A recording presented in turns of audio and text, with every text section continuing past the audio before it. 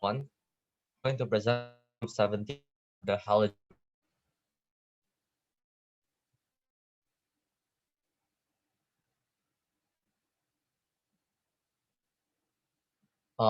We are first we can discuss the of halogens going through.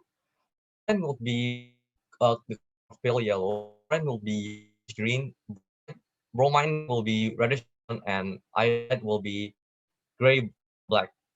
You can see from here colors goes down the group. Secondly, discuss about the melting and boiling point of halogens going down. The melting and boiling point increases down the group as the van der Waals forces increase due to the increase in the number of electrons and shells present. An example of this would be that chlorine is above iodide in a permeable and fluorine is a gas while iodide is in a solid state. Discuss the volatility of halogens down the group. The volatility increases down the group as the boiling point and melting point increases down the group. An example would be chlorine is above iodide in a permeable and chlorine is a gas while iodide is a solid. And since solid has higher melting and boiling point, iodide in a solid has a lower volatility than chlorine. Discuss about the reactivity of the halogens going down the group. The reactivity decreases as the atomic radius increase in length, therefore, the force of attraction gradually decreases. An example of this will be chlorine will be easier to react with water than bromine.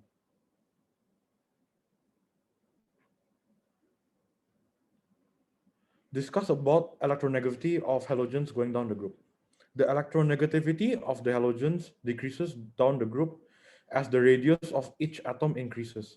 This means there is less attraction between the nucleus and the electrons as you go down the group. Discuss about the displacement reaction of bromine with sodium iodide with the help of cyclohexane. The bromine gas will displace iodide as it is more reactive. So when the halogen gas is produced, the cyclohexane will dissolve the gas and the color of the cyclohexane will change to the color of the gas. Number 7. Discuss about the kind of reaction of halogens and hydrogen going down the group. As it goes down the group, the reaction becomes less reactive as the reactivity decreases down the group, so the reaction will be weaker. As you all know, fluorine mixed with hydrogen will be extremely explosive and dangerous. And then going down the group, the reactivity will decrease. Going down bromine, it will make it very slow in heating, and in iodine, it'll produce an equilibrium mixture. Number 8. Discuss about the thermal stability of hydrogen halides. The bond energy decrease going down in group 17 because making it easier to break the hydrogen-hydrogen bond. This is because as it goes down the group, the bond length increases, so the bond energy required to break it will decrease. Number 9. Discuss about the ways that you can test for halide ions in a laboratory. Adding a suspected element with halide ions into dilute nitric acid and silver nitrate will produce three possible precipitate, which is silver chloride, silver bromide, and silver iodide. For silver chloride, if you add silver chloride with silver nitrate, it will produce a white precipitate. It can also dissolve in both dilute and concentrated ammonia. For silver bromide, it will produce a cream precipitate in silver nitrate. However, it can only dissolve in concentrated ammonia, not in dilute. And finally, for silver iodide, it will form a yellow precipitate when added in silver nitrate, and it cannot dissolve in ammonia, whether it is dilute or concentrated.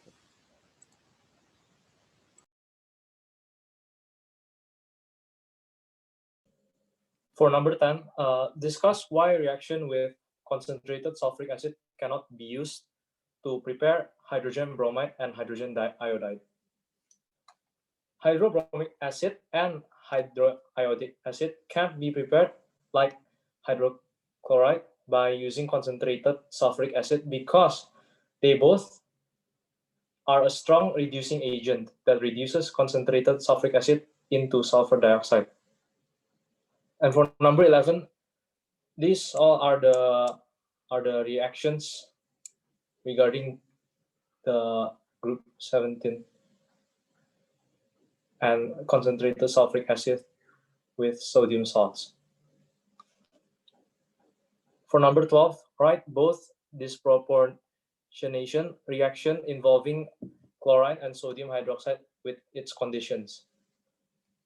First is a reaction of hot alkali, 70 degrees, with chlorine and sodium hydroxide, which will produce sodium chloride and sodium chlorate, as well as water.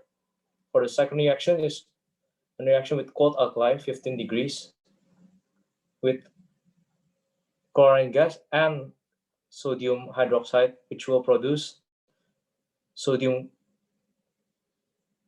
chloride,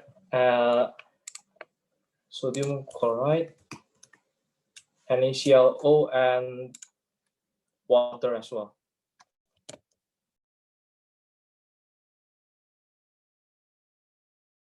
Okay, thank you guys.